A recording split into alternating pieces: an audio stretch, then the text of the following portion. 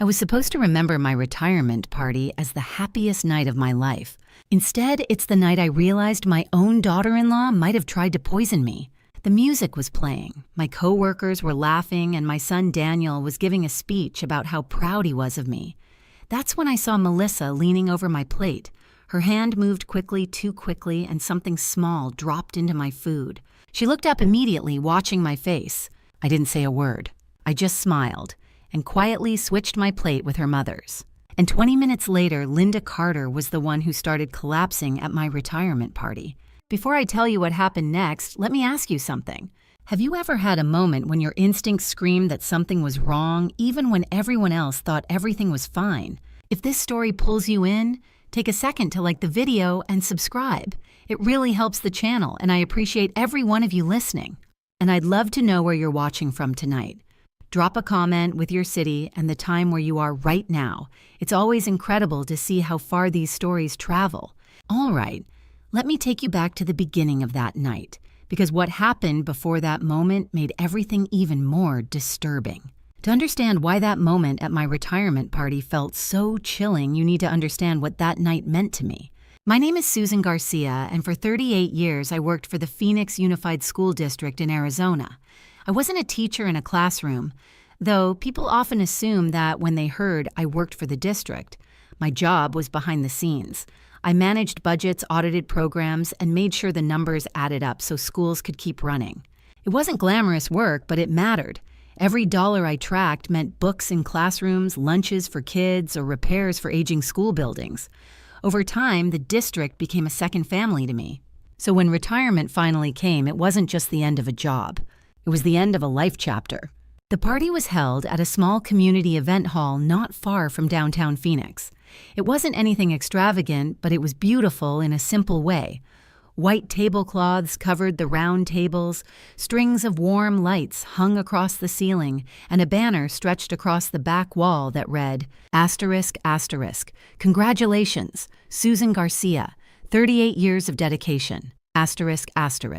I remember walking into the room and feeling overwhelmed by the applause.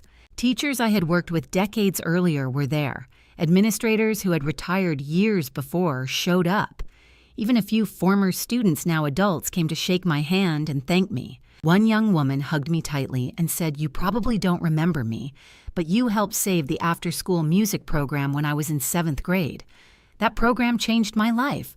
Moments like that made every stressful audit and every late night worth it. But what made the evening even more meaningful was that my son, Daniel, had helped organize the event. Daniel was 36 now, tall like his father had been, with dark hair and the same stubborn jawline I used to tease him about when he was little. Raising Daniel after my husband passed away had been the hardest thing I ever did. My husband, Miguel, died when Daniel was only 10. After that, it was just the two of us. I worked full-time, managed the house, helped with homework, drove him to soccer practice, and somehow still found the energy to show up at every school play and every parent meeting. Daniel used to tell people his mom was stronger than Superman. Hearing that used to make me laugh. But the truth is, I did everything I could to give him a good life. So seeing him stand near the stage that night, smiling proudly, should have made me feel nothing but happiness. And for a while it did. Beside him stood his wife, Melissa. Melissa Garcia had been part of our family for almost 4 years. When Daniel first introduced her to me, she seemed charming. She was confident, well-spoken, and worked in real estate. She had this way of walking into a room and immediately taking control of the conversation. At first, I admired that about her. She always knew exactly what to say. But over the past year, something about her had started to make me uncomfortable. I couldn't explain it at first. There was nothing obvious, no fights, no shouting matches, nothing dramatic. Just small things, little comments, questions that felt a little too personal. The first time I noticed it was about 8 months before the retirement party. Melissa had come over for Sunday dinner with Daniel and their daughter Emily. Emily was my 8-year-old granddaughter and the absolute light of my life. She had curly dark hair like Daniel and a laugh that filled the entire house. While Emily played with her toys in the living room, Melissa sat at the kitchen table with me while I finished washing dishes. "So Susan," she said casually, "what happens to your pension after you retire?" I dried my hands and shrugged. "Well, it's pretty straightforward. The district pays me monthly. It's enough for me to live comfortably." Melissa nodded thoughtfully. That's nice, and your house, is it paid off? I remember pausing for a second. Yes, I said slowly. It's been paid off for years. She smiled. That's amazing. Honestly, you're in a better financial position than most people your age. The comment sounded like a compliment, but something about the way she said it felt calculated. I brushed the feeling aside. People talk about money sometimes. It didn't have to mean anything. But then the questions kept coming over the following months. Melissa asked about my savings. She asked if I had a will. She asked who would manage my finances if something happened to me. At first, I laughed it off. Hopefully nothing happens to me anytime soon, I joked once. But Melissa didn't laugh. She leaned forward and said, you'd be surprised how quickly things can change when people get older. The words stuck with me longer than I expected. Then there were the comments she made about my memory. Small things. If I misplaced my reading glasses, she would say lightly, see. This is why it's good to plan ahead for when memory starts slipping. If I forgot the name of a restaurant, she would chuckle and say, totally normal at your age. At first I thought she was joking, but after a while I noticed something unsettling. She always made those comments when Daniel was nearby. One evening, about 3 months before my retirement, I overheard Daniel repeating something she had said. She just worries about you, he told me gently. Melissa says memory issues can sneak up on people. I remember staring at him surprised. Daniel, I manage multi-million-dollar school budgets every day, I said. I think my brain is doing just fine. He laughed awkwardly, but I could see the seed of doubt had already been planted. That's when the uneasy feeling inside me started to grow.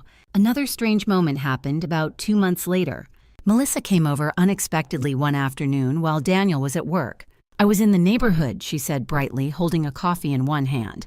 Thought I'd stop by. She offered to help organize some paperwork in my home office. I didn't think much of it at first. But while we were sorting through folders, she kept lingering on certain documents, bank statements, property records, insurance policies. At one point, she picked up a folder and asked casually, do you keep copies of all your financial records here? I looked at her. Yes, why? She shrugged. Oh, no reason. Just thinking about how easy it would be for someone to help manage things if you ever needed assistance. That sentence made my stomach tighten. Not long after that visit, something happened that truly unsettled me. One evening, Daniel and Melissa were at my house for dinner again. After we finished eating, Melissa stepped outside to take a phone call on the patio. I wasn't trying to eavesdrop, but the kitchen window was open and her voice carried inside.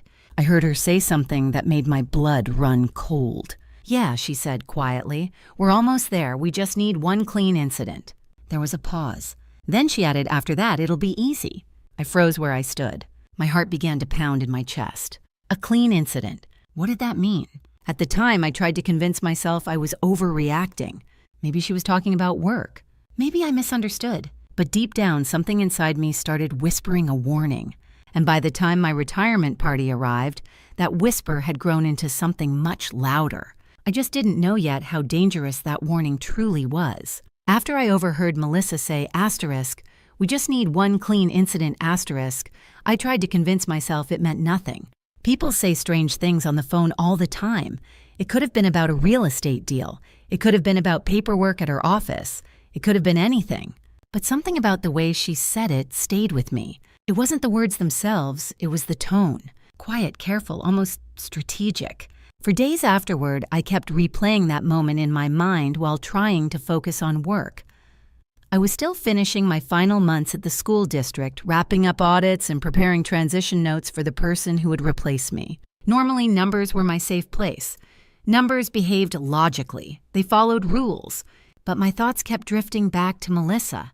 I started noticing things I hadn't paid attention to before. For example, she began offering to help me more often. At first, the offers sounded thoughtful. One Saturday afternoon, she showed up at my house carrying a folder and 2 coffees. I thought we could spend some time organizing your important documents, she said cheerfully. You know, just to make things easier once you retire. I raised an eyebrow. My documents are already organized, I told her. She laughed lightly like I had made a joke. Oh, I'm sure they are. I just mean putting everything in one place, insurance papers, medical records, financial information. That way, if anything ever happens, Daniel and I could help quickly.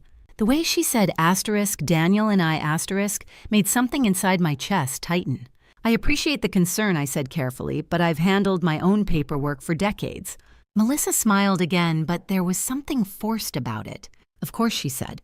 You're very independent. That word independent kept coming up. It was almost like she was testing how attached I was to that idea.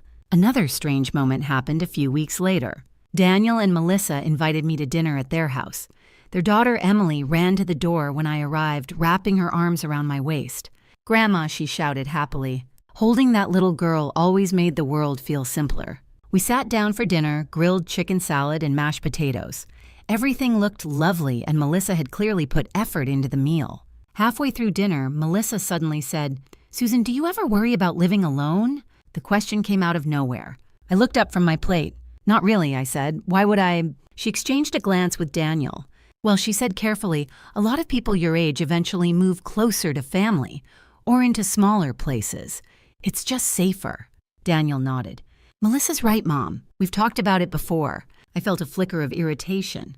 "I'm 64, I said calmly. "Not 94. Melissa chuckled, but it sounded rehearsed. "Of course. We just mean planning ahead." Then she added something that made the entire table go quiet. "You know, sometimes cognitive decline can happen very suddenly." Daniel shifted uncomfortably. I stared at her. "Are you suggesting I'm declining?" I asked. "Oh, no, Melissa said, quickly raising her hands. "Not at all. I just mean it's smart to prepare." Daniel cleared his throat. "Melissa just worries," he said. "She reads a lot about elder care." Elder care. The phrase hung in the air like a storm cloud. I forced a smile and changed the subject, but the conversation left a sour taste in my mouth. Later that evening, after dinner was finished, Melissa asked if she could use the bathroom upstairs. While she was gone, Daniel leaned toward me. "You know she means well, right?" he said quietly. I studied his face. "Daniel," I said slowly, "has Melissa been telling you that I'm having memory problems?" He hesitated. That hesitation told me everything. "She just mentioned you've been forgetting little things," he said carefully. My stomach tightened. "Like what?" He frowned, thinking. "She said you forgot to send an email once, and that you misplaced some documents." I let out a slow breath. "Daniel, everyone forgets things occasionally. That doesn't mean something is wrong with them." "I know," he said quickly. "I'm just saying she notices things." That phrase bothered me deeply. Asterisk. She notices things. After that dinner, I started paying closer attention whenever Melissa visited. I began noticing patterns. She always asked about my finances. She often suggested ways to simplify my life. And she repeatedly made small comments about my memory whenever Daniel was nearby. One afternoon, about 6 weeks before my retirement, she stopped by again. This time, she brought Emily with her. While Emily played with her coloring books in the living room, Melissa sat across from me at the kitchen table. "You must be excited about retirement," she said. "I am," I replied, "though I'll probably miss the routine." She nodded. "You know," she said slowly, "a lot of retirees eventually let family help manage things. Bills, accounts, stuff like that." I raised an eyebrow. "I've been managing budgets larger than most small businesses for decades." Melissa smiled sweetly. "Of course. But sometimes it's nice to share the responsibility." I could feel something shifting beneath the surface of that conversation. Then she said something that made my chest tighten again. "Have you ever thought about assigning someone power of attorney?" The room suddenly felt very quiet. "That's something people usually do when they expect to lose control of their own decisions," I said. Melissa leaned back slightly. "It's just a safety measure." I studied her face. For the first time, I noticed how carefully she watched my reactions, almost like she was studying me, testing me. Later that evening, after she and Emily left, I sat alone in my living room thinking about everything that had happened over the past few months. Melissa's questions, her comments about my memory, her interest in my finances, and the phrase I had overheard on the phone. Asterisk, "We just need one clean incident." A chill ran through me. I wasn't someone who jumped to wild conclusions. My entire career had been built on careful analysis and evidence, but something inside me was beginning to connect the dots. What if Melissa wasn't just making casual conversation? What if she was slowly building a narrative? A narrative that suggested I was becoming forgetful, confused, unreliable. If enough people believed that story, it could have serious consequences. People could question my ability to make decisions, to manage my finances, to live independently. The thought made my stomach twist. I tried to shake the feeling away. Maybe I was imagining things. Maybe I was letting a few awkward conversations get inside my head.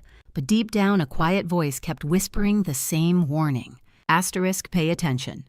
And when the night of my retirement party finally arrived, that voice would turn out to be the only thing that saved me. By the time my retirement party arrived, I had already spent weeks trying to convince myself that my worries about Melissa were exaggerated. After all, she was my daughter-in-law, the woman my son loved, the mother of my granddaughter. Surely I couldn't believe she was plotting something against me. Still, the uneasy feeling never fully went away. That evening in Phoenix was warm even for early spring. The sun had just set, leaving the sky painted in soft shades of orange and purple as guests began arriving at the community event hall.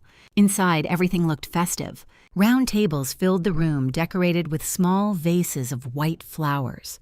Strings of warm lights hung from the ceiling beams, giving the hall a cozy glow. A buffet table stretched along one wall, filled with trays of food and desserts that coworkers had helped arrange. As soon as I walked in, applause broke out. Someone handed me a glass of sparkling cider. Another person hugged me. Someone else joked that now I could finally sleep past 6 in the morning. For a while, I forgot all about my concerns. I laughed with teachers who told stories about chaotic field trips.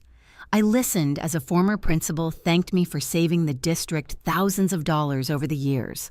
I even danced once when an old favorite song came on. For those moments, everything felt normal. Daniel arrived about 20 minutes after I did. He walked straight toward me with that familiar grin I had seen since he was a boy. "Mommy said, pulling me into a hug, 'This place looks great, right?' 'It does,' I said, smiling. 'You helped organize all this.' He shrugged modestly. Melissa did most of it. As if summoned by her name, Melissa appeared beside him a moment later. She looked elegant that night, wearing a fitted navy dress and silver earrings that caught the light as she moved. Her hair was styled perfectly, and she carried herself with the confidence of someone who always knew exactly how she appeared to others. "Susan," she said, brightly wrapping her arms around me, "tonight is all about you." Her voice sounded warm. Her smile looked genuine, but something in my chest tightened anyway. Maybe it was just the memory of those strange conversations. Maybe it was the way she held the hug a second longer than usual, as if measuring my reaction. I pushed the thought aside. "Thank you for helping put this together," I said. "You deserve it," she replied smoothly. A few minutes later, someone tapped a glass with a fork to get everyone's attention. Daniel stepped onto the small stage near the front of the hall. I felt a lump rise in my throat as he began speaking. "My mommy said looking around the room has spent almost 4 decades making sure thousands of students had the resources they needed." People nodded and murmured in agreement. She worked long hours, she sacrificed a lot, and she never once complained. His voice softened. "When my dad passed away, she didn't just keep our family together. She somehow made everything feel normal again." Hearing that nearly broke me. I pressed a napkin to my eyes while the room erupted in applause. For a moment, all I felt was pride. Then Melissa stepped forward beside Daniel. "I'd like to add something," she said. Her tone was polished and confident, the kind of voice that carried easily across a room. "Susan has always been incredibly strong," she said. "But one thing people don't always talk about is how important it is to have support as we get older." The words made my stomach tighten slightly. She continued speaking before I could process the feeling. "My own mother taught me that families should always look out for each other," Melissa said, "especially when life changes like retirement." A few guests nodded politely, which is why she added, "I'm so glad my mom could be here tonight." As if on cue, a woman near the buffet table lifted her hand with a cheerful wave. Linda Carter, Melissa's mother. Linda had a presence that was hard to ignore. She was in her late 60s, but dressed with the same sharp style as her daughter. Her blonde hair was perfectly curled, and she wore a bright red jacket that stood out against the softer colors in the room. I had met Linda several times before, but she had begun appearing around our lives more frequently over the past year. And every time we spoke, she seemed very interested in the same topics Melissa asked about. My house, my finances, my plans for retirement. Linda walked toward me now with a wide smile. "Susan," she said warmly, "congratulations on such a wonderful career." "Thank you," I replied politely. She leaned closer as if sharing a secret. "You must feel relieved knowing you can finally slow down." "I'm looking forward to having more time," I said. Linda nodded thoughtfully. "Yes, but retirement can also be complicated." I tilted my head slightly. How so? Well, she said, lowering her voice just enough to sound confidential. Many people struggle with the transition. New routines, health changes, financial decisions. Her eyes flicked briefly toward Melissa. That's why it's so important to have family guiding things. Something about the phrase asterisk guiding things asterisk made my chest tighten again. I've managed my own life pretty well so far, I said evenly. Linda laughed lightly. Oh, of course. But everyone needs help eventually. Before I could respond, someone called out from across the room asking for another toast. The conversation ended there, but the unease lingered. Throughout the evening, I noticed Linda moving around the room in a way that felt deliberate. She chatted with several of my coworkers. She asked people questions about my job. At one point, I even overheard her say something that made me pause. Susan has always worked so hard, Linda told one guest. But retirement can be confusing for people. Confusing. There was that theme again. I started to feel like I was watching pieces of a puzzle being arranged around me. Later, as the buffet opened, guests began lining up for food. Melissa stood near the table helping people fill their plates. When it was my turn, she handed me a plate with a bright smile. Make sure you try the salmon, she said. It's amazing. Thank you, I replied. I moved toward one of the tables near the center of the room and sat down while conversations buzzed around me. Daniel was still talking with a group of coworkers near the stage. Linda was chatting with two teachers near the dessert table.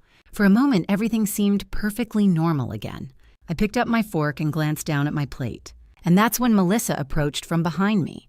I didn't notice her right away. But a second later, I saw something in the reflection of the silver serving spoon resting on the table. A hand, Melissa's hand, moving quickly over my plate. I watched frozen as something small dropped into the food. Then she stepped back. And when I turned my head, she was looking directly at my face. Waiting, watching. And suddenly, every strange conversation, every suspicious comment, every warning my instincts had whispered over the past months crashed together in my mind. Something was very, very wrong. For a few seconds, I couldn't move. My eyes stayed fixed on my plate while the noise of the party buzzed around me. Laughter, clinking glasses, music playing softly in the background. But everything sounded distant, like I was underwater.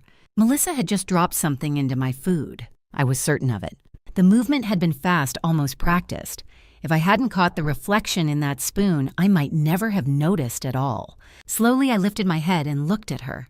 She was standing just behind my chair, smiling. But it wasn't the warm, friendly smile she had used earlier during Daniel's speech. This one felt different, tighter, controlled.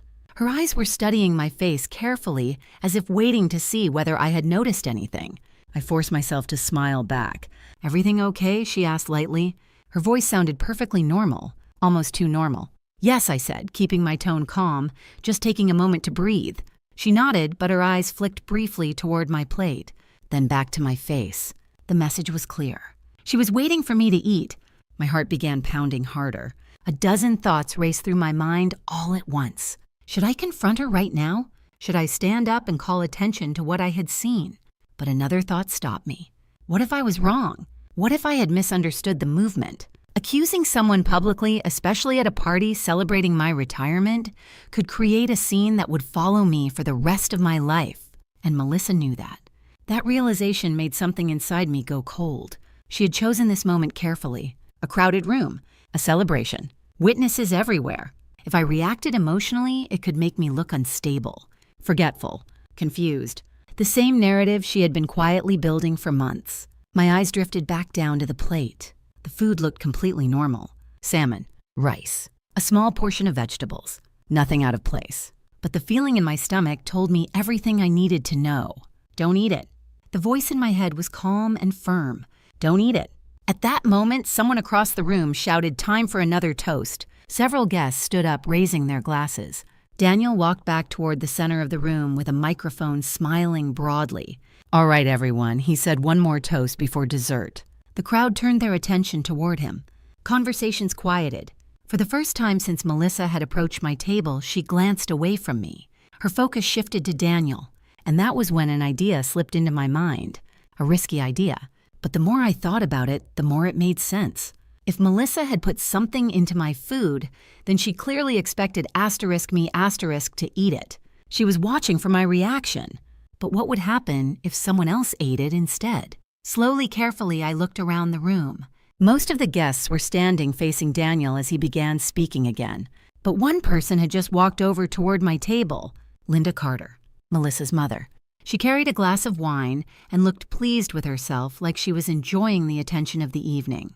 "Mind if I sit?" she asked. "Not at all," I said calmly. She pulled out the chair beside me and settled down. "You must feel proud tonight," she said, lifting her glass slightly. "I do," I replied. Out of the corner of my eye, I saw Melissa glance toward our table. Her eyes landed on my plate, then back to my hands. Still waiting, still watching. I could feel the tension building inside my chest. But outwardly, I kept my movements slow and relaxed. Linda leaned closer. "You know," she said, lowering her voice slightly, "retirement can be a big adjustment." I gave a small smile. "So I've heard," she chuckled. "But it helps to have family guiding you through the transition." There was that phrase again, guiding you. My fingers tightened slightly around the edge of the table. But then I did something that would change everything. While the entire room was focused on Daniel's speech, I gently slid my plate across the table. And at the same time, I nudged Linda's plate toward my seat. The movement was subtle, quiet, hidden behind the table's centerpiece and the distraction of Daniel's toast. Linda didn't notice. She was still looking toward the stage, listening to Daniel talk about childhood memories and embarrassing stories. The switch took less than 3 seconds. When it was done, my original plate, the one Melissa had touched, now sat directly in front of Linda, and her untouched plate sat in front of me. I kept my breathing steady. No sudden movements. No nervous glances. Across the room, Melissa was watching again. Her eyes flicked to the table, to the plates, then to my face. For a split second, something like confusion crossed her expression. Maybe she thought she had misremembered where my plate had been. Maybe she assumed she simply couldn't see clearly from where she stood. But she didn't say anything. Daniel finished his speech to loud applause. Everyone lifted their glasses again. "To Susan," someone shouted. "To Susan," the crowd echoed. As the noise of celebration filled the room again, Linda picked up her fork. I watched quietly. My pulse thudded in my ears. She took a bite of the salmon, then another. Then she began eating, normally, chatting about the decorations and the music. Melissa's eyes drifted back toward the table. She saw Linda eating. I saw the exact moment she realized something was wrong. Her body stiffened slightly. Her smile faltered. And for the first time that evening, her confident expression cracked. I felt a strange mixture of fear and grim satisfaction settle in my chest. Whatever Melissa had planned for me was no longer mine. But as Linda continued eating, I couldn't help wondering something that made my stomach twist. What exactly had Melissa put in that food? And what would happen when it started to work? For a while, nothing happened. The party continued like any other celebration.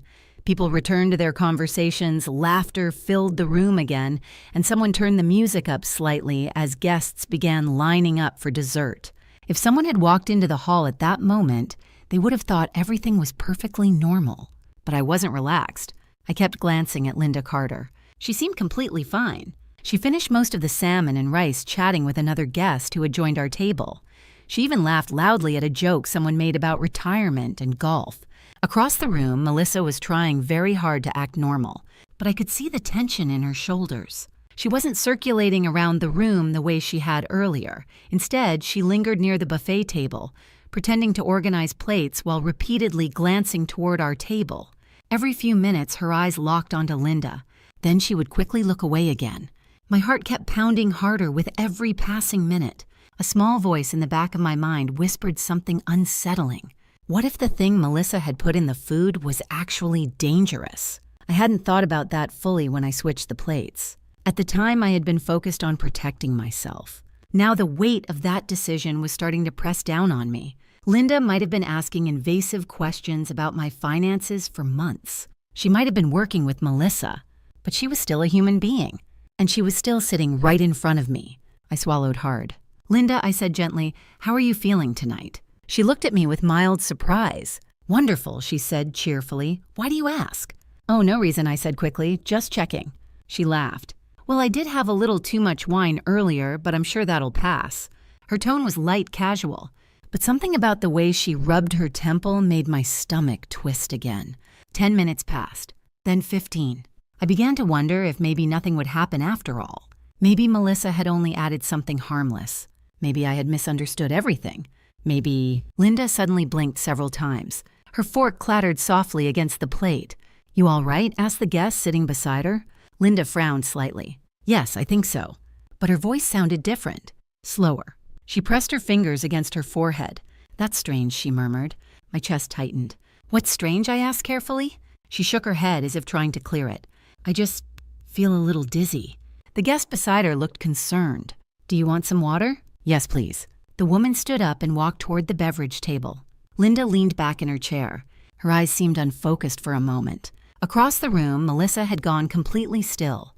Her eyes were locked on her mother now. Not on me, not on the table, only on Linda. And the look on her face was unmistakable. Panic. Linda blinked again, then rubbed her temples harder. "This is odd," she muttered.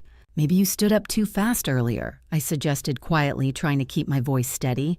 But even as I spoke, I could see the change happening. Linda's posture had begun to slump slightly. Her normally confident expression looked confused.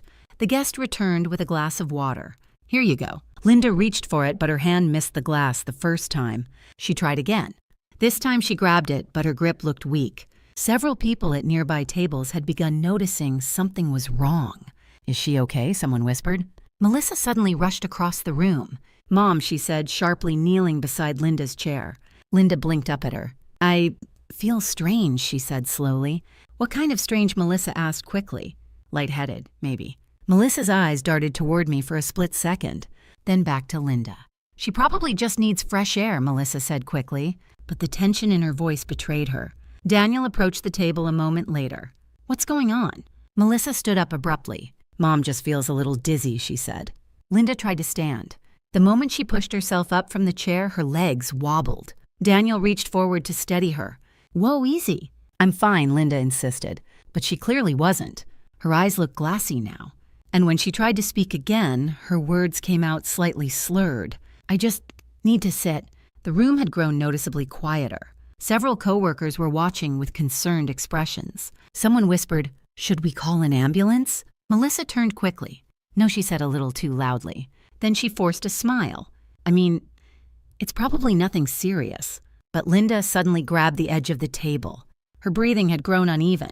"I don't feel right," she murmured. That was the moment I made my decision. I stood up. "We should call medical help," I said firmly.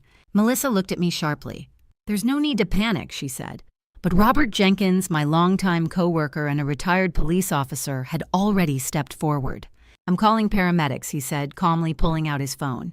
Melissa's face went pale. Linda sank back into her chair. Her eyes looked unfocused now, drifting slightly. Daniel knelt beside her.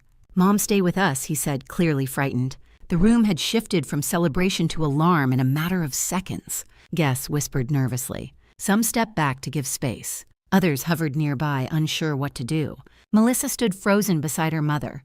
Her breathing had grown shallow, and I could see the exact moment a terrible realization hit her. The plan she had carefully prepared for someone else was now unfolding in front of dozens of witnesses. Just not the way she expected. As Robert spoke to emergency services on the phone, Linda's head tilted slightly to one side.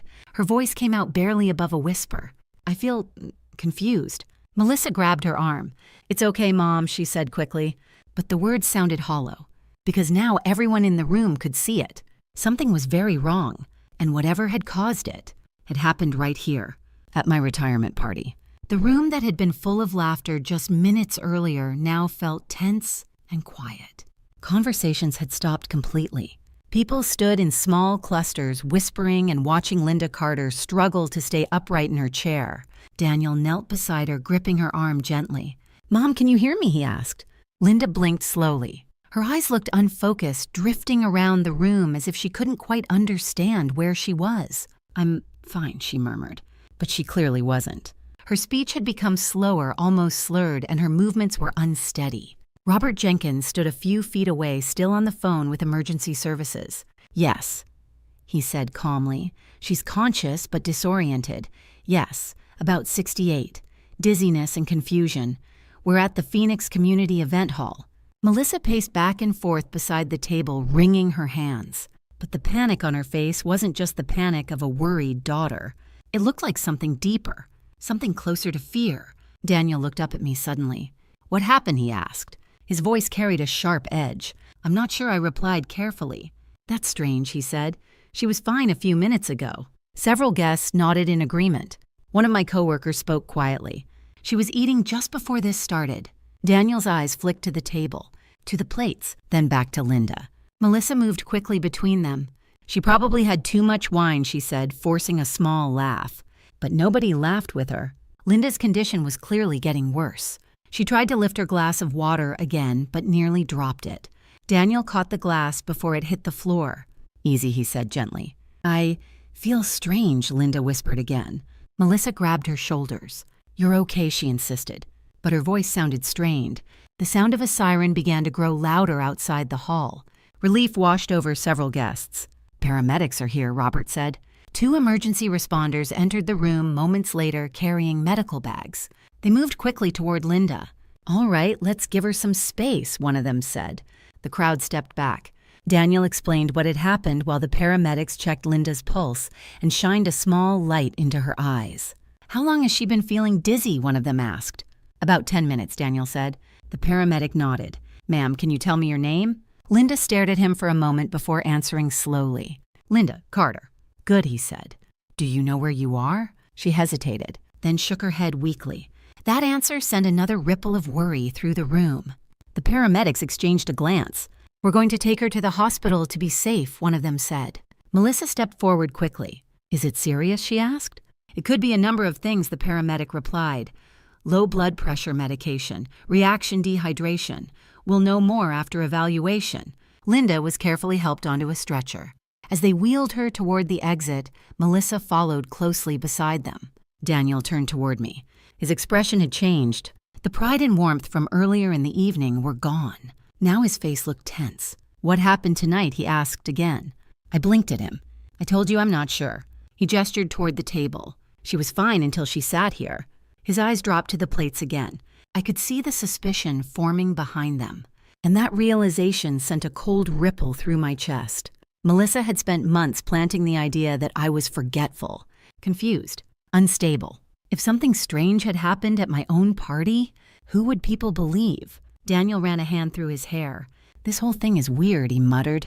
Robert stepped forward calmly. Medical episodes can happen suddenly, he said. Daniel nodded slowly, but his eyes remained fixed on me. Melissa suddenly reappeared at the doorway. They're taking Mom to St. Mary's, she said breathlessly. Daniel grabbed his jacket. I'll drive behind the ambulance. Melissa turned toward me then. Our eyes met across the room. For a split second, the mask slipped. The panic in her face wasn't just fear for her mother. It was something else, something darker. The look of someone realizing a plan had gone terribly wrong. Then her expression hardened. She was fine until she ate, Melissa said. The words hung in the air like a challenge. Several guests shifted uncomfortably. Daniel frowned. What do you mean? Melissa gestured toward the table again. She ate from this plate. My pulse quickened.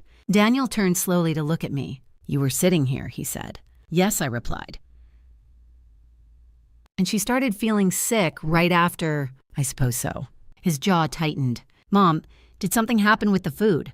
The accusation in his voice cut deeper than I expected. For a moment, I felt the old instinct rising, the one that told me to defend myself immediately. But I forced myself to stay calm. I ate from the same buffet everyone else did, I said evenly. Melissa crossed her arms. Maybe something got mixed up. Her eyes bored into mine. The implication was clear. Maybe I had done something. Maybe I had made a mistake. Maybe I had caused this. A murmur spread through the nearby guests. Confusion. Doubt. Daniel looked torn. I'm not saying you did anything, he said carefully, but the damage was already done. Robert stepped forward again. Let's not jump to conclusions, he said firmly. Daniel nodded stiffly.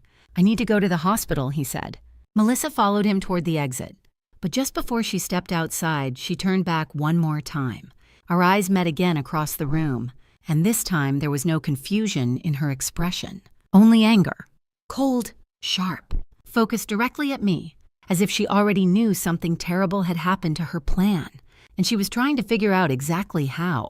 After Daniel and Melissa rushed out of the hall following the ambulance, the room slowly began to settle into an uneasy quiet. What had started as a celebration now felt like the aftermath of something people didn't quite understand. Guests stood around awkwardly whispering in small groups. A few people quietly picked up their coats. Others looked at me with sympathetic smiles, unsure what to say. One of the teachers from the district approached and squeezed my hand gently. "Are you all right, Susan?" she asked. I nodded, though my stomach still felt tight. "I think so." She glanced toward the door where the ambulance had disappeared. "That was frightening." "Yes," I said softly. Frightening didn't begin to cover it. Because while everyone else in the room was confused, I had a terrible suspicion about what had actually happened. And the weight of that suspicion was sitting heavily on my chest. Robert Jenkins walked over and pulled out the chair beside me. "You okay?" he asked quietly. Robert had been with the district almost as long as I had. Before working in administration, he had spent 20 years as a Phoenix police officer. He was the kind of man who noticed things most people missed. I leaned closer so the others couldn't hear us. "Robert," I said quietly, "I need to tell you something." His expression sharpened immediately. "What is it?" I took a slow breath. "I think Melissa put something in my food."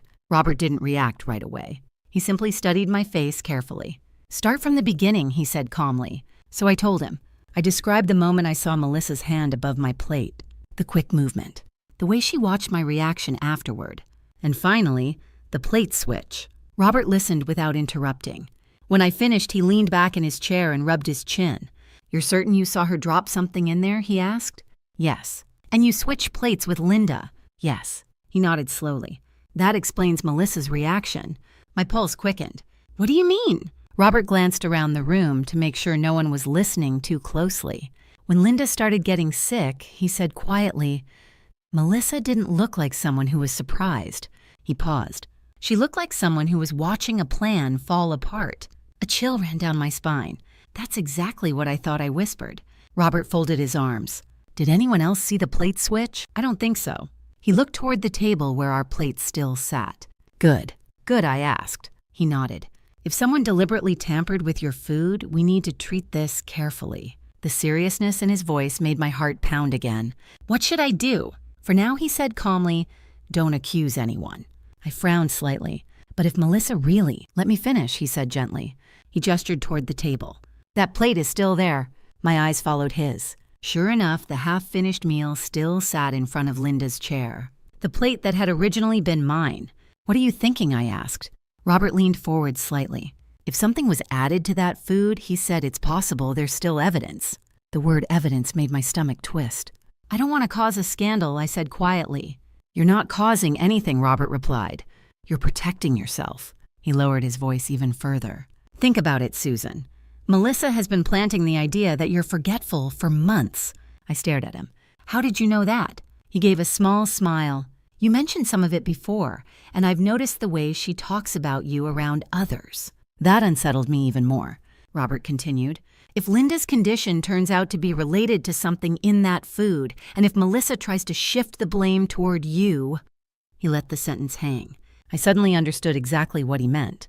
If Melissa succeeded in making people believe I had somehow caused this incident, it would reinforce the narrative she had been building, that I was unstable, careless, not fully capable of managing my life. My chest tightened.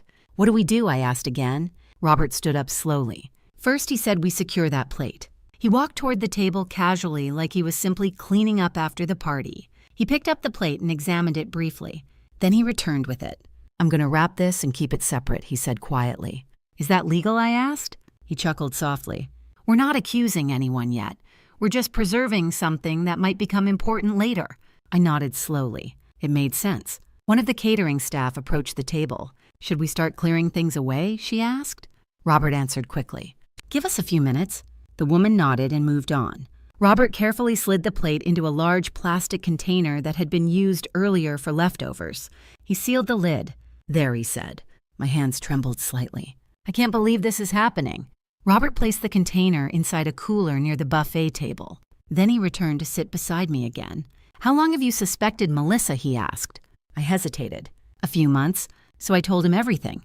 The questions about my finances, the comments about my memory, the phone call I had overheard. "We just need one clean incident." Robert's expression darkened. "That phrase bothers me," he said. "It bothers me too." He leaned back, thinking. "If someone wanted to make it appear that you were mentally unstable—" He paused.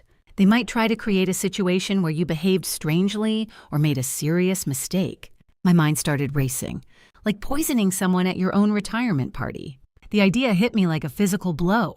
That's what this was supposed to be, I whispered. Robert nodded slowly. It's possible. The room around us had grown much quieter now as more guests began leaving.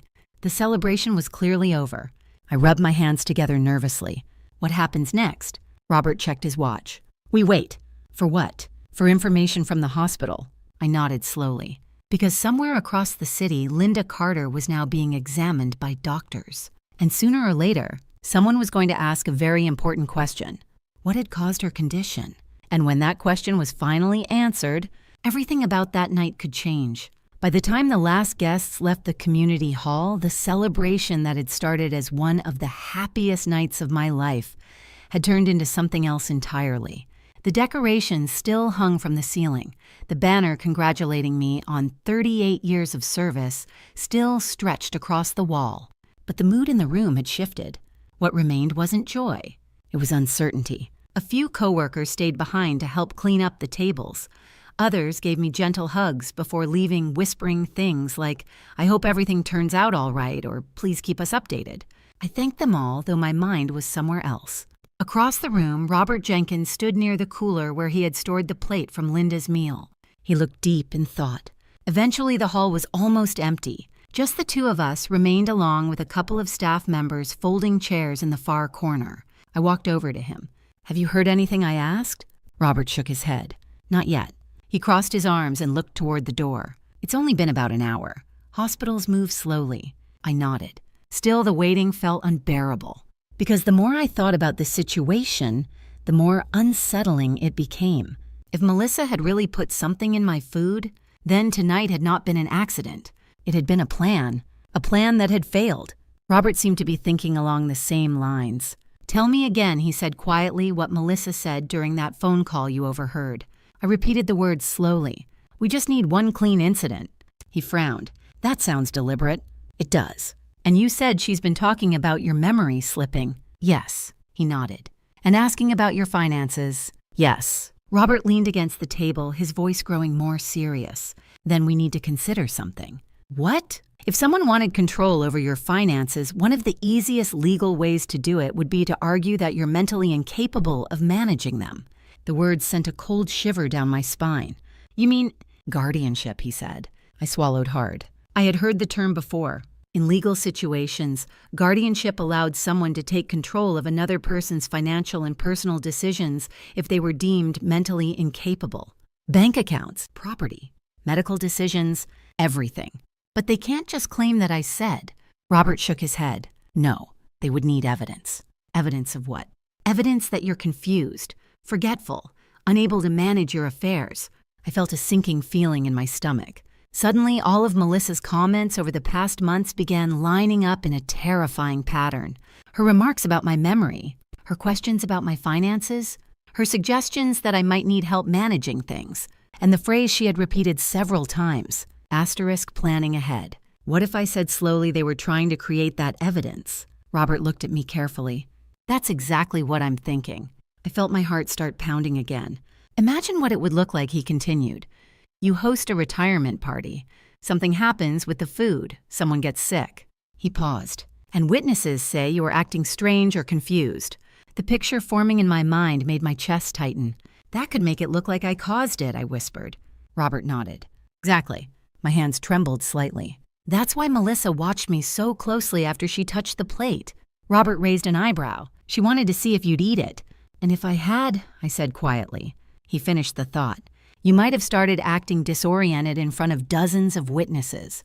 The room suddenly felt colder. Because the more we discussed it, the clearer the pattern became. If I had eaten that food and begun showing symptoms, confusion, dizziness, disorientation, it would have happened in front of a room full of people. People who had just heard Melissa talk about my age and retirement. People who might easily believe that something was wrong with me. And if someone had suggested that I had accidentally caused Linda's illness, that could have been the clean incident Melissa mentioned. The moment that made everyone start questioning my mental stability. But instead, Linda had eaten the food. Robert suddenly stood up straight.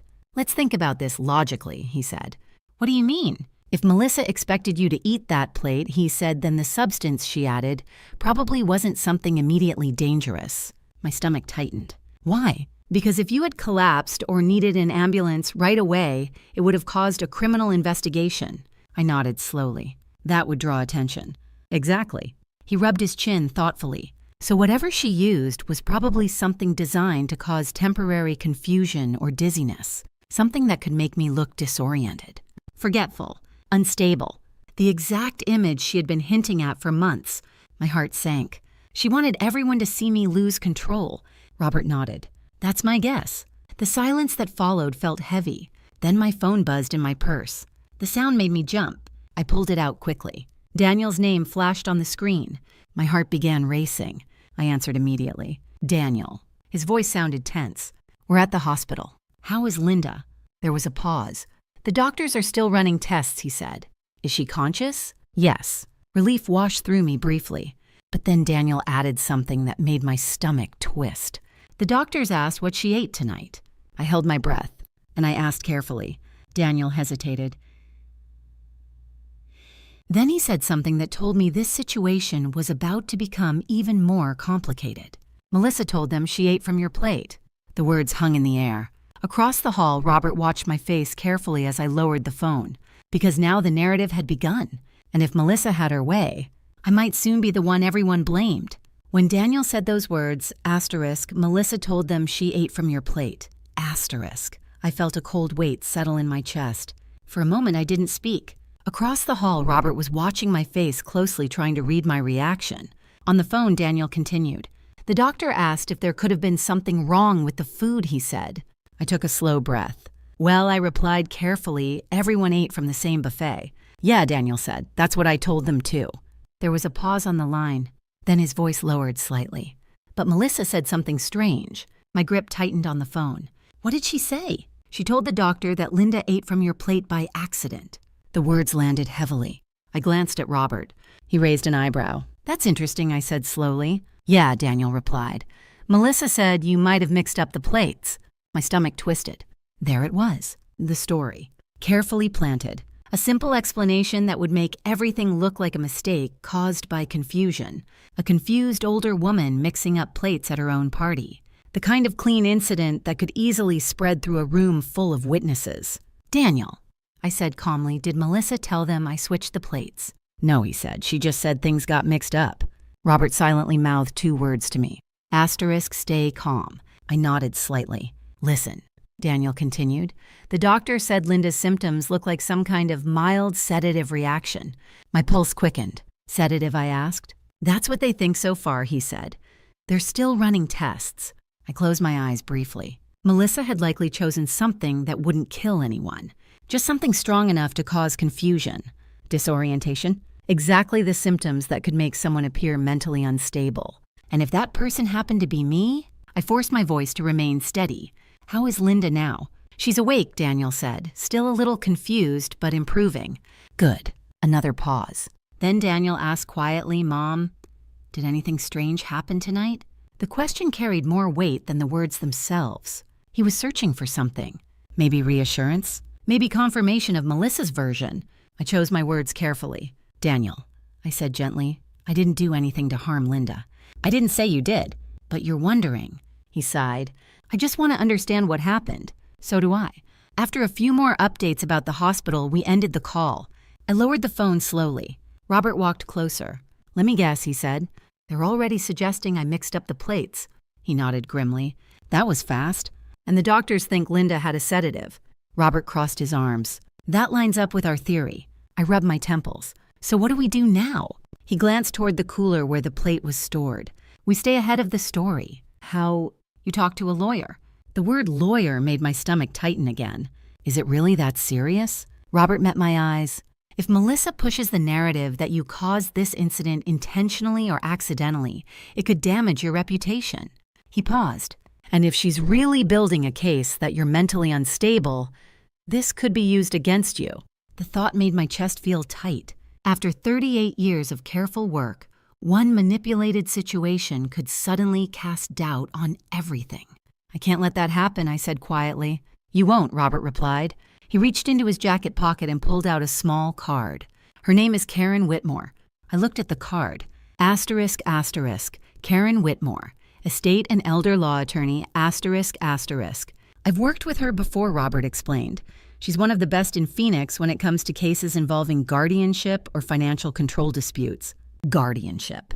The word echoed ominously in my mind. What should I tell her? The truth, Robert said, everything. I nodded slowly. The situation was beginning to crystallize in my mind. Melissa had likely spent months laying the groundwork, planting subtle doubts, building a story that suggested I might not be fully capable of managing my life. And tonight had probably been meant to provide the final piece of evidence. A public incident, witnesses, confusion. But instead, the plan had backfired. Now the question was whether Melissa would double down on her story, or retreat and try something else. Robert walked over to the cooler and lifted the lid briefly, checking that the plate container was still inside. We're keeping this safe, he said. I nodded. Tomorrow morning, he continued, you call Karen Whitmore. And until then, don't confront Melissa. That surprised me. Why not? Because if she realizes, what she tried to do, she'll start covering her tracks. I thought about that.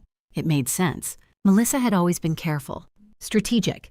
If she believed her plan had simply gone wrong, she might still reveal more. Robert closed the cooler and turned back toward me. Tonight was supposed to make you look unstable, he said quietly. But instead it might expose something much bigger. I exhaled slowly. I never imagined my retirement party would end like this. He gave a sympathetic smile. Life has strange timing sometimes. Outside the hall, the Phoenix night had grown quiet. The celebration lights still glowed softly through the windows, illuminating the empty tables. I looked around the room where I had expected to celebrate the beginning of a peaceful new chapter. Instead, I now realized something unsettling. My retirement had only just begun, and already, someone close to me had tried to take control of it. But one thing had changed. Earlier that evening, Melissa believed she had the advantage. Now, I was starting to see the full shape of her plan, and this time I wasn't going to let it happen. The next morning, I woke up earlier than usual. For a moment, I lay still in bed, staring at the ceiling, trying to remember why my chest felt so heavy. Then the memories of the night before came rushing back. The party, Melissa's hand over my plate, Linda collapsing, Daniel's phone call from the hospital. The quiet tension that had replaced what was supposed to be a celebration of my life's work. I sat up slowly. Outside my bedroom window, the Arizona sun had just begun rising, casting warm light across the quiet neighborhood. Normally mornings like this felt peaceful. But that morning, my mind was already racing. On my nightstand sat the business card Robert had given me. Asterisk, asterisk, Karen Whitmore, estate and elder law attorney. Asterisk, asterisk. I picked it up and studied it for a moment. Calling a lawyer felt like crossing a line. But the more I thought about what Robert had said the night before, the more I realized something important. If Melissa was truly trying to build a case that I was mentally unstable, then silence would only help her. I got dressed, made a cup of coffee, and sat at my kitchen table staring at the card. At exactly 9:00 a.m., I dialed the number. A receptionist answered. Whitmore Legal Group. How may I help you? Hello, I said, trying to keep my voice steady. My name is Susan Garcia. I was given Miss Whitmore's name by Robert Jenkins. There was a brief pause. Oh yes, Mr. Jenkins has worked with us before. One moment, please. A few seconds later, a calm, professional voice came onto the line. This is Karen Whitmore. Good morning, I said. My name is Susan Garcia. Robert suggested I speak with you. Of course, she replied. How can I help? I hesitated briefly. Then I told her everything. I described Melissa's questions about my finances, her comments about my memory, the phone call I had overheard, the incident at the retirement party, and finally the plate switch. Karen didn't interrupt once. She simply listened. When I finished, she spoke slowly. Mrs. Garcia, I'm very glad you called. My stomach tightened. Why? Because what you've described raises some serious concerns. About the food incident. Yes, she said, but also about something else. What? The pattern of behavior leading up to it. I leaned back in my chair. Do you mean the comments Melissa made about my memory? Exactly. Karen's voice remained calm, but there was a sharp clarity behind her words. In elder law, one of the most common legal strategies used to gain control over someone's finances is to petition for guardianship. The word landed heavily. That's what Robert mentioned. Karen continued. To obtain guardianship, someone must convince a court that the person is incapable of managing their own affairs. And they would need evidence. Correct. I rubbed my forehead slowly. Evidence like public incidents where the person appears confused or unstable. Precisely. A silence fell between us, because both of us were now thinking the same thing. The retirement party. That could have been the incident, I said quietly. It's possible, Karen replied, especially if there were witnesses. There were dozens. And if someone had already been telling people you were becoming forgetful. I closed my eyes briefly. Melissa had been doing exactly that. Karen spoke again. Mrs. Garcia, has your daughter-in-law ever suggested you sign documents giving her access to your finances? Yes. How recently? Within the last couple of months. And did she mention power of attorney? Yes. Karen exhaled softly. That fits the pattern. My chest tightened again. So what do I do now? The most important thing she said is to protect your legal independence. How? First, I would like to meet with you in person. That's fine. Second, she continued, we will review your financial documents and ensure no one else has access to your accounts. I already manage everything myself. Good. Third, she said carefully, we need to prepare in case someone attempts to file a guardianship petition against you. My heart skipped a beat. You really think Melissa might try that? Karen paused before answering. I don't know her intentions, she said, but the behaviors you described are consistent with situations I've seen before. That sentence made the situation feel far more real. After we scheduled a meeting for later that afternoon, I ended the call and sat quietly at the kitchen table. The house felt strangely silent. For years, I had imagined retirement mornings like this, calm, peaceful, free from work deadlines. Instead, I was preparing to defend my independence from someone in my own family. My phone buzzed suddenly. Daniel, I answered. Hello. Mom, he said quickly. Linda's being released from the hospital today. That's good news. Yeah. His voice sounded tired. The doctors said it was likely some kind of sedative. My stomach tightened again. Did they say where it came from? They're not sure yet, he said. But Melissa told them it must have been something accidental. I could almost hear her voice in my mind, carefully shaping the narrative, making it sound like a harmless mix-up. Daniel continued. Yeah, she said maybe someone mixed up medications or something. I took a slow breath. Daniel, I said gently. I didn't do anything that could have caused that. I know he replied quickly, but something in his voice told me he wasn't entirely sure what to believe. Before hanging up, he added something that made my chest tighten. Melissa said people at the party saw you acting strange. I froze. Strange how? She said you looked confused about the plates. The story was already spreading. Melissa wasn't backing down. She was doubling down. After the call ended, I sat quietly for a long moment. Then I stood up and walked toward the window. The sun was fully up now. Birds chirped in the trees across the street. The world looked peaceful. But beneath that calm surface, something serious was unfolding. Melissa had begun shaping a story that painted me as confused, unstable, dangerous. But she had made one mistake. She believed I didn't understand what she was doing. And thanks to Robert, thanks to Karen Whitmore, and thanks to one small plate sitting inside a cooler from last night, that story was about to face a very different ending. That afternoon, I drove across Phoenix to Karen Whitmore's office. The city traffic moved slowly under the bright Arizona sun, but my mind was moving even faster. Every red light gave me another moment to think about what Melissa had already started doing. She was telling people I looked confused. She was suggesting I had mixed up the plates. She was quietly planting the idea that the incident at my retirement party had been my fault. And if she kept repeating that story long enough, some people might start believing it.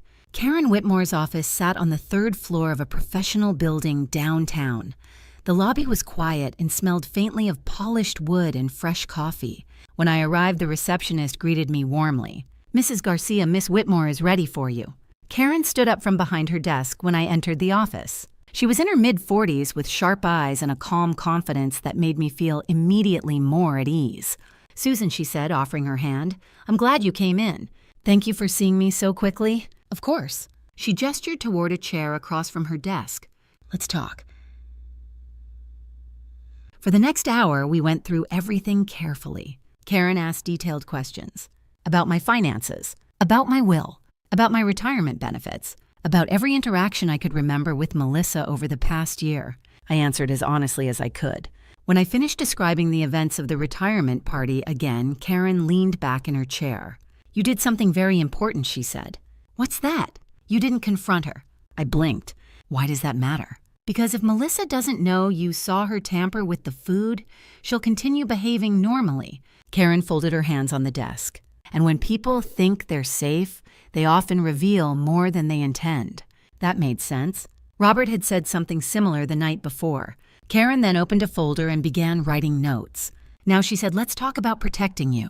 "Okay." First, she said, "We're going to update several legal documents, such as your financial power of attorney." I frowned slightly. I thought power of attorney was something people gave to others. "It is," she said. "But right now, we're doing the opposite." "The opposite?" "We're creating documentation that clearly states no one has authority to make financial decisions on your behalf unless you explicitly grant it." I nodded slowly. "That sounds wise." "Second," she continued, "we will document the events of the retirement party in detail." "For what purpose?" "In case someone attempts to use that incident as evidence of mental instability." My stomach tightened again. "You really think Melissa might try that?" Karen looked at me carefully. "I've seen similar cases before." That answer was enough. She continued writing. "Third, we need to secure your financial accounts. They're already under my control." "Good," she said. "But we should also notify your bank that no one else is authorized to access your accounts without your direct approval." I nodded. That step felt practical. Karen paused before speaking again. "Robert mentioned that you preserved the plate from the party." "Yes." "Excellent." Her tone carried a hint of approval. "That could become important evidence." "Evidence of what?" "That someone intentionally placed a substance in your food." My pulse quickened. "Do you think we should have it tested?" Karen nodded. "Yes, through a private laboratory. Preferably?" She leaned forward slightly. "If the test confirms the presence of a sedative that would strongly support your account of events." I felt a strange mix of relief and anxiety. Relief that someone believed me. Anxiety about what the results might reveal. Karen closed her folder. "There's one more thing we should discuss." "What's that?" "The possibility that Melissa may already be preparing a guardianship petition." The words made my stomach drop. "Can she do that?" "Anyone can file a petition," Karen said calmly. "But winning one is much harder." "How so?" "A court requires medical evaluations and substantial evidence." I exhaled slowly. "So the retirement party might have been intended to provide that evidence." Karen nodded. "It would create witnesses." "And a story." "Yes." I stared at the desk for a moment. Melissa had been thinking several steps ahead, but so were we now. Karen suddenly asked another question. "Has Melissa ever attempted to access your financial accounts?" "No." "Has she ever asked you to sign legal documents?" "Only casually. She suggested I might want help managing things." Karen wrote something down. "That's important." She then leaned back again. "Now let's talk strategy." "Strategy. For the next few weeks, you should behave exactly as you always have." I frowned slightly. "You mean act normal?" "Exactly. Don't accuse Melissa. Don't argue. Don't confront." "Why?" Karen smiled slightly. "Because if she believes her story is working, she may make mistakes." I understood. Sometimes the best way to expose a lie was to let the liar keep talking. Karen stood up and walked toward the window overlooking downtown Phoenix. "When someone believes they're winning," she said quietly, "they become careless." She turned back to me. "And careless people reveal their true intentions." I nodded slowly. "So we wait." "Yes, and we prepare." As our meeting ended, Karen handed me a folder containing updated legal paperwork. "Sign these when you get home," she said. "I will." "And Susan," she added gently. "Yes, you've spent decades managing complex financial systems." "That's true. This situation," she said, "is just another problem that requires careful thinking." Her confidence steadied me. I stood up and shook her hand. "Thank you." As I walked back to my car, the afternoon sun was beginning to soften. Phoenix traffic hummed around me, but my mind was clear now. Melissa had started a game, a very calculated one, but she had made one mistake. She believed I was an easy target. She believed I was too trusting, too slow, too old to notice what she was doing. And thanks to that belief, she hadn't noticed the moment her plan had already begun to fall apart. 2 days after my meeting with Karen Whitmore, the situation finally escalated. Until then, everything had been quiet on the surface. Daniel had called once to tell me Linda was recovering well and had been discharged from the hospital. He sounded tired but polite, as if trying to keep the peace between everyone involved. Melissa, however, had not contacted me directly, but that didn't mean she was silent. Robert called me that morning around 10. "Susan," he said, "I heard something you need to know." My stomach tightened immediately. "What is it?" "I ran into one of the district administrators who attended your retirement party," he said. "Apparently, Melissa has been talking." I closed my eyes briefly. "What is she saying?" "She's telling people that you looked confused that night, that you might have mixed up the plates." Exactly the narrative we expected. "And she says Linda got sick because the plates were accidentally switched." I exhaled slowly. The story was spreading, but Robert added something else. "There's more." "What?" "Melissa told someone she's worried about your mental state." The words felt like a punch to the chest. "She's saying your retirement may be affecting you." I gripped the phone tighter. "She's setting the stage," I said quietly. "That's exactly what it sounds like." After we hung up, I sat at my kitchen table thinking carefully. Karen had warned me this might happen. Melissa was slowly building a narrative, a story in which I appeared unstable, confused, incapable. But that same afternoon, something happened that pushed the situation into a completely different territory. Around 3 o'clock, my phone rang again. This time it was Daniel. His voice sounded tense. "Mom, we need to talk." My pulse quickened. "What's wrong?" "Melissa spoke to a lawyer today." That sentence made the room feel suddenly colder. "What kind of lawyer?" I asked quietly. "A family lawyer." I already knew where this was heading. And Daniel hesitated. Then he said the words Karen had warned me about. "She's considering filing for guardianship." For a moment, I didn't speak. The reality of it landed slowly but heavily. Melissa wasn't just spreading rumors. She was preparing legal action. "Daniel," I said carefully, "do you understand what that means?" He sighed. "She says she's worried about you." "Worried about me?" "Yes." I took a slow breath.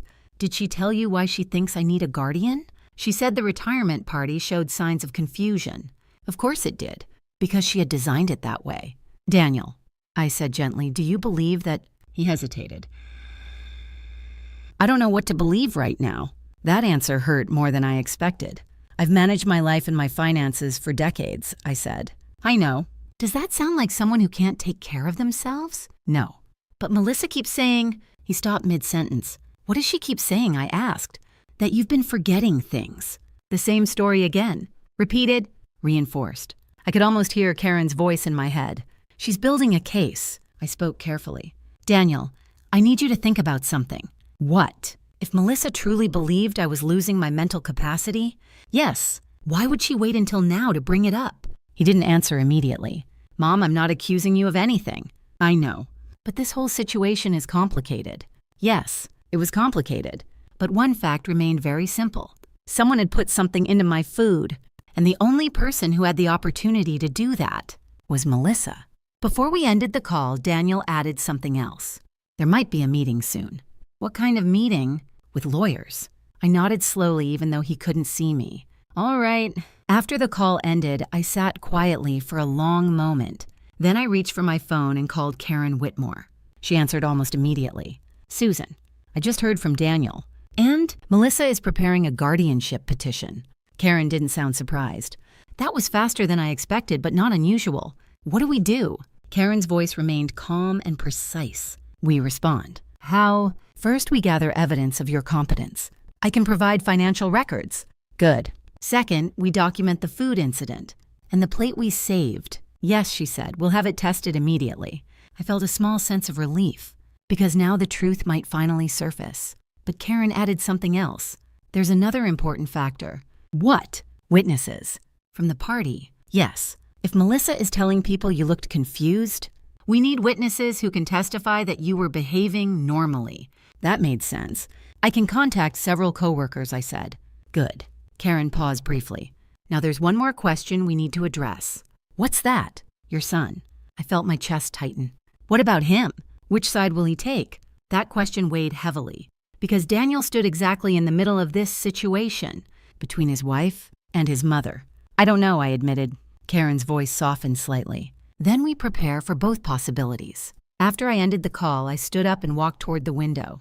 Outside, the afternoon sunlight stretched across the quiet street. 2 children rode bicycles down the sidewalk. A neighbor watered her garden. Everything looked normal, peaceful. But inside my home, a storm was forming. Melissa believed she was winning. She believed her narrative was strong enough. She believed the retirement party had given her the evidence she needed. But she didn't know about the plate in Robert's cooler. She didn't know about Karen Whitmore.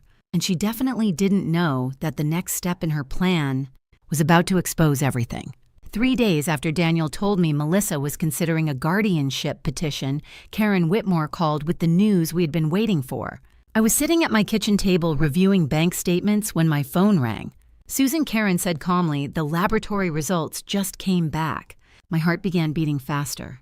And I asked. There was a substance in the food sample. My grip tightened on the phone. What kind of substance? A sedative. The room felt very quiet. Karen continued. It's a prescription-grade sedative that can cause dizziness, confusion, and temporary cognitive impairment. Exactly the symptoms Melissa had been describing to people.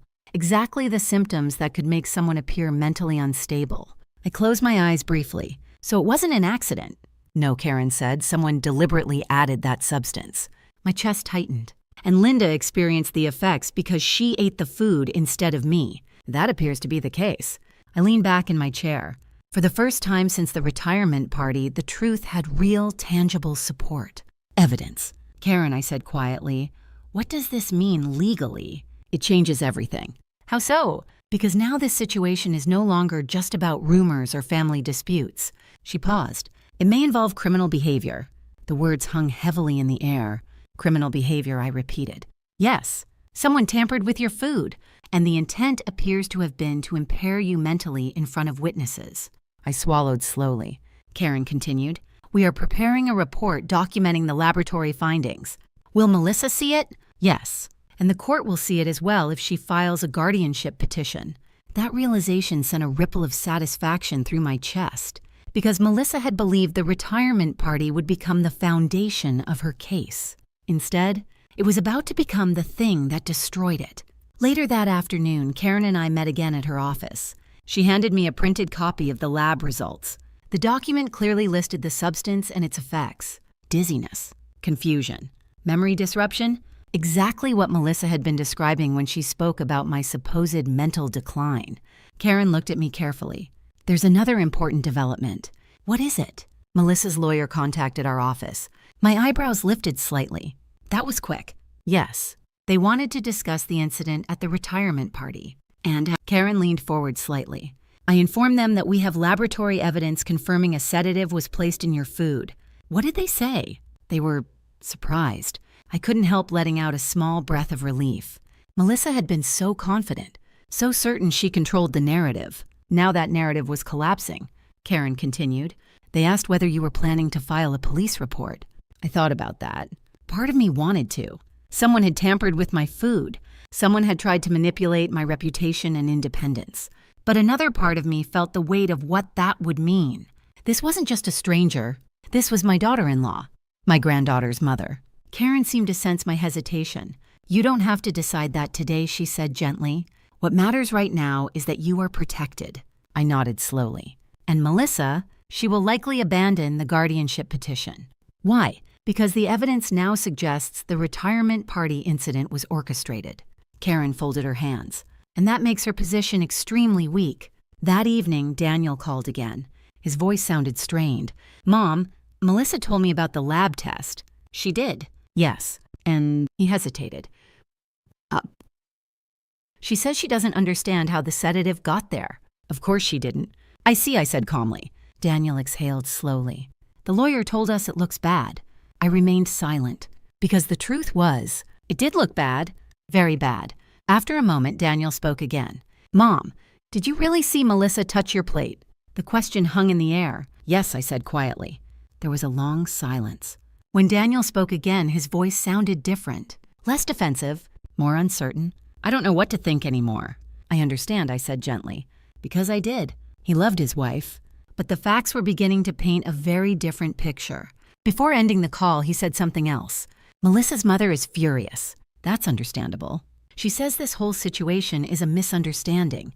Maybe, but misunderstandings don't usually involve sedatives in someone's dinner. After the call ended, I sat quietly in my living room. The sun was setting outside the window, casting long golden shadows across the floor.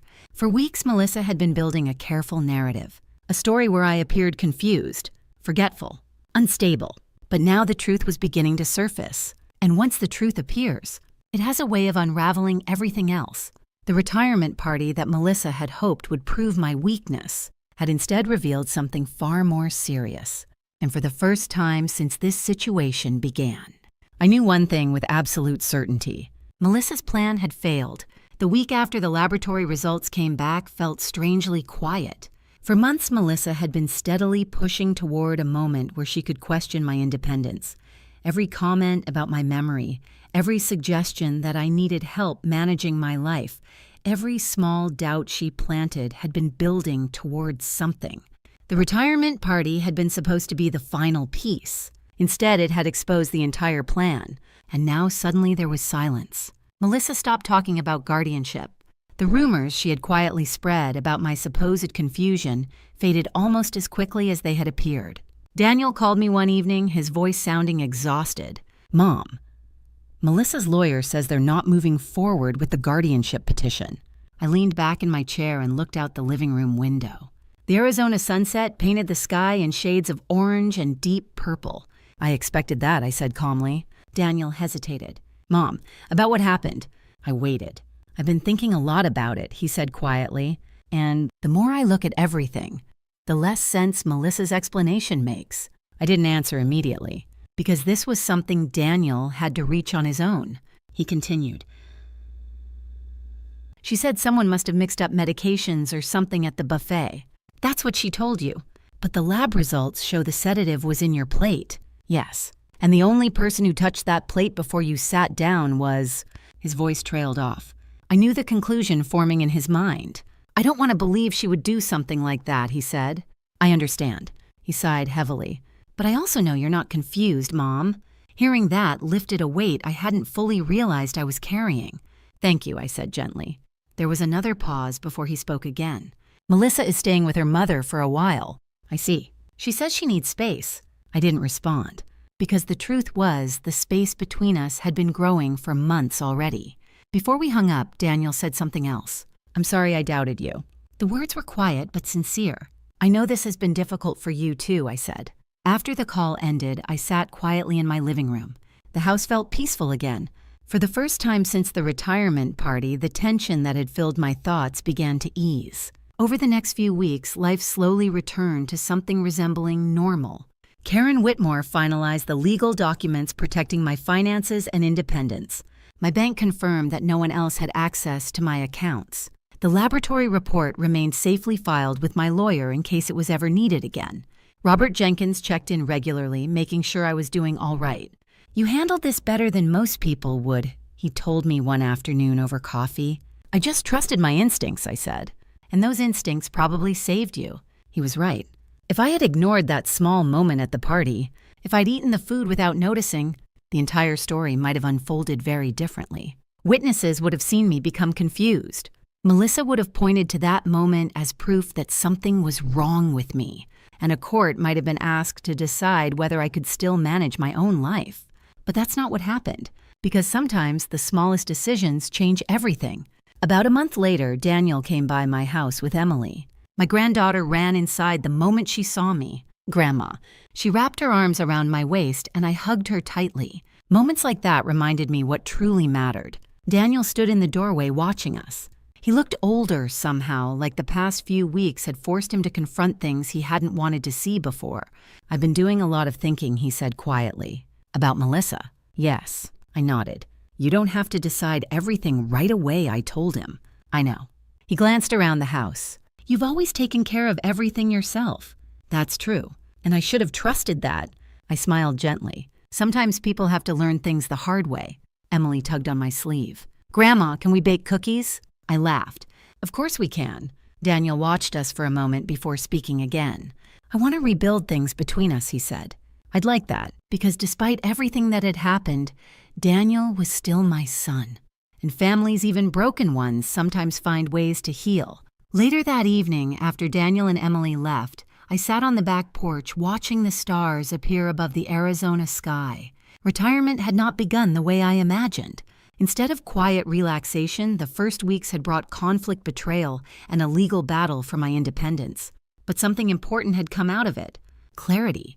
I understood now how easily trust could be manipulated, how quietly someone could try to take control of another person's life, and how important it was to pay attention when something didn't feel right. Because intuition, especially when it comes from years of experience, is rarely wrong. The night of my retirement party had almost become the beginning of my downfall. Instead, it became the moment I realized something powerful. No one gets to decide my life for me. Not my daughter-in-law, not a court, not anyone. After 38 years of managing school budgets, raising a son, and building a stable life, I knew exactly who I was. And I wasn't about to let anyone rewrite that story. Sometimes the greatest threats we face don't come from strangers. They come from people who sit at our own dinner table, people we trust, people who know our routines, our weaknesses, and the quiet details of our lives.